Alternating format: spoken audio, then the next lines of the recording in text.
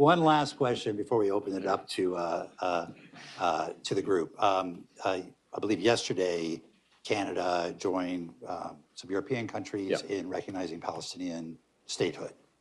What do you expect that to accomplish? Well, I think the first thing to say is this is consistent with our policy since 1947. Since every Canadian government, whether of whatever political stripe, has supported a two-state solution, as many other countries have. What we have been seeing, first because of the acts of these heinous acts of Hamas, but then other in terms of response, is that prospect is receding before our eyes. Okay, so the idea of waiting until all the conditions are in place for a free and viable Palestinian state committed to peace and security side by side with the state of Israel, as what I've called a Zionist Palestinian state, which is what we want. Those conditions being in place, keeping the concept there on the shelf, when it is the avowed policy of the Israeli government that there will never be a Palestinian state. That is the policy of the current Israeli government, and their actions are consistent with that policy. And I can just concentrate on what's going on in the West Bank, without touching Gaza.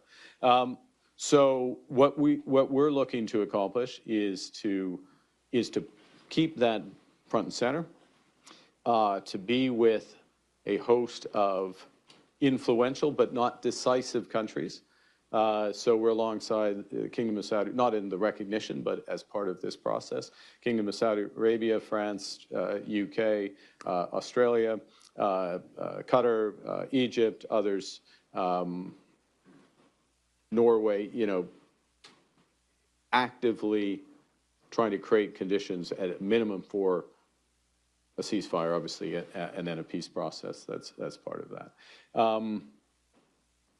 And it's not, we're not doing that, we're under no illusions that this is any sort of panacea, but it's necessary in our judgment, and the judgment of most other countries in the world, that we have to push on this now because, as I say, the possibility, in absolute violation of the UN Charter and in absolute violation of international law, of self-determination for the Palestinian peoples is being erased.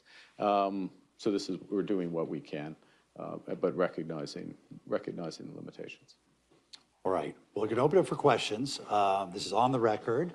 In addition to the very full room we have here, we've got about over 400 people, 400 CFR members online as well. Identify yourself and ask a brief question.